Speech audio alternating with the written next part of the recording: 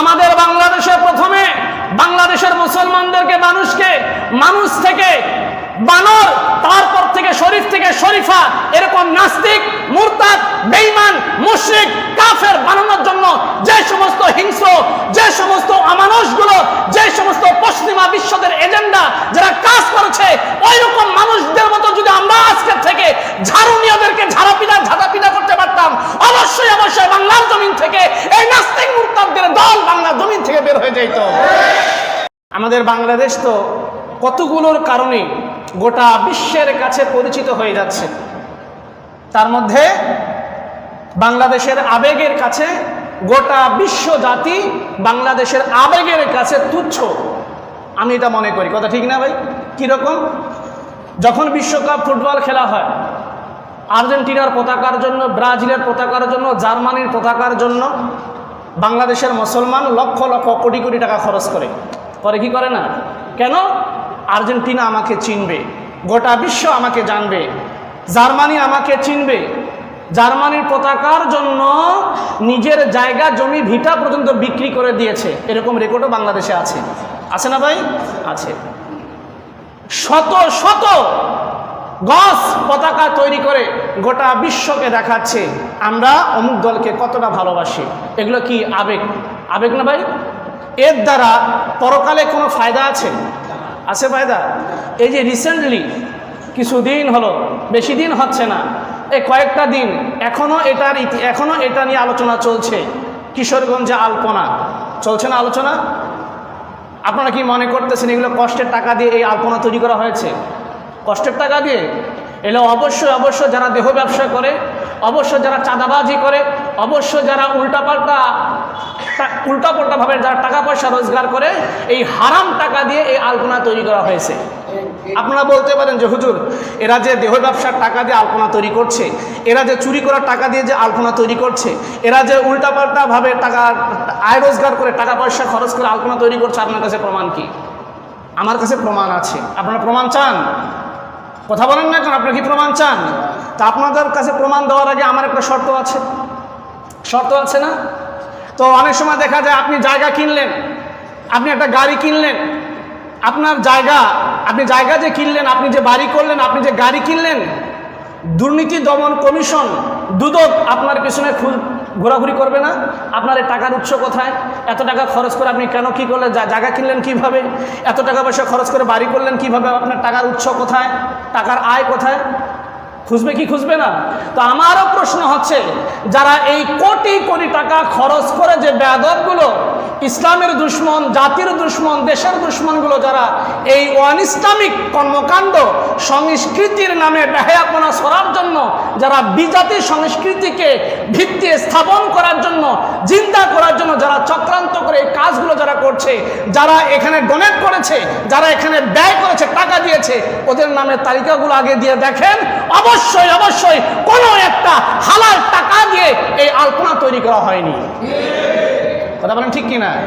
এবং যারা এইগুলো নিয়ে নাচানাচি করছে, আমরা তাদেরকেও দেখেছি, এগুলো অবশ্যই ভালো কোনো পরিবারের সন্তান এগুলো করে নাই। কথা ঠিক কিনা?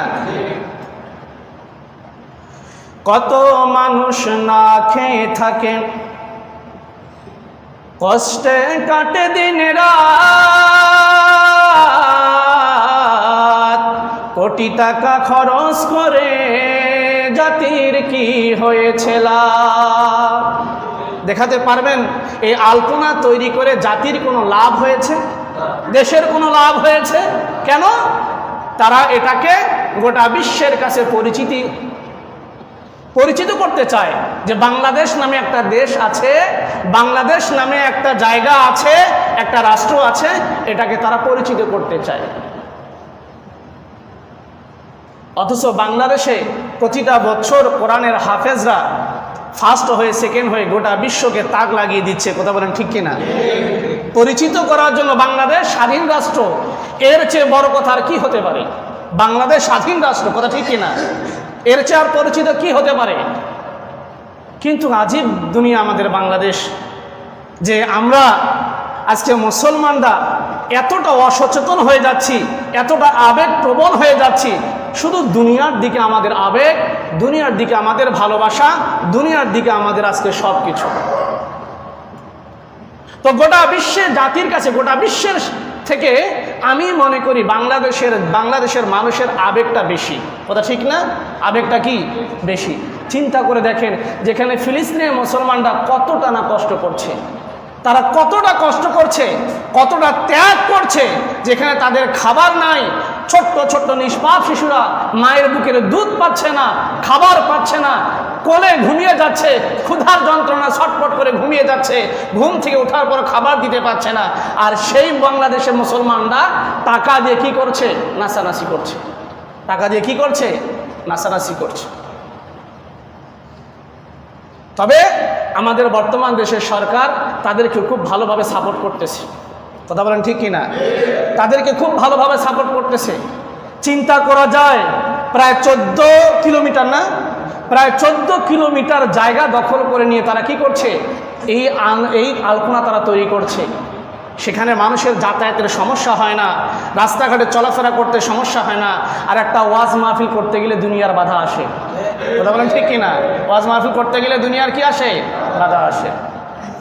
তবে আমি তাদেরকে বলতে চাই, এবার বাংলাদেশের কিছু কিছু জায়গা আমরা দেখেছি যে ঈদের সময় ওই পিকআপ ভাড়া করে, ট্রাক ভাড়া করে কিছু কিছু নর্তকী, কিছু কিছু ইতর, কিছু কিছু লম্পট, কিছু কিছু দুশ্চরিত্র ছেলেমেয়ে যারা পিকআপ ভাড়া করে, বক্স ভাড়া করে, গান বাজনা করে তারা কি করতেছে?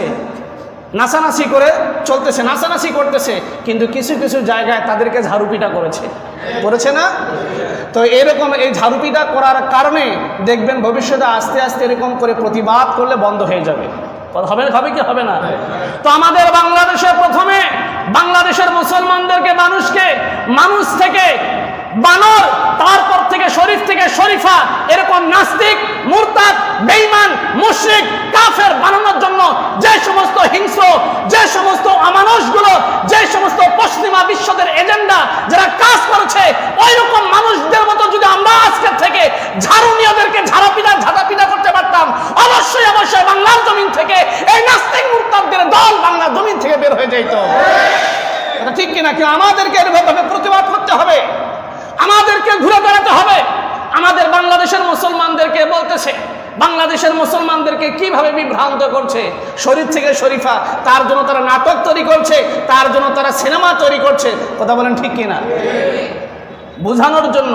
কিন্তু আমরা যদি ওই ভাইদের মতো যদি আমরা একটু ঘুরে দাঁড়িয়ে, আমরা যদি ঝাড়ু নিয়ে, আমরা যদি লাঠি নিয়ে, আমরা যদি বাঁশ নিয়ে, কঞ্চি নিয়ে আমরা যদি দাঁড়িয়ে থাকতে পারতাম, এদেরকে প্রতিবাদ করতে পারতাম, অবশ্যই অবশ্যই বাংলার জমিন থেকে এই বীজগুলো উঠে যেত। ঠিক কিনা? কিন্তু আমরা তো ভয় পাই, আমরা তো সচেতন না। আমরা মনে করি ওরা গেছে, ওরা মূর্খ, আমার ছেলে ঠিক আছে, আজকে আপনার ছেলে ঠিক আছে, ভবিষ্যতে দেখবেন আপনার ছেলে ওই দলে চলে গেছে। কথা ঠিক কিনা? এই জন্য আবেগকে নয়, অবশ্যই অবশ্যই আমাদেরকে বিবেক দিয়ে আমাদেরকে কাজ করতে হবে। কথা ঠিক না? অবশ্যই আমাদেরকে বুঝতে হবে যে আমাদের দেশের সম্পদ কিভাবে নষ্ট করছে, অর্থনৈতিক কিভাবে ক্ষতি করছে।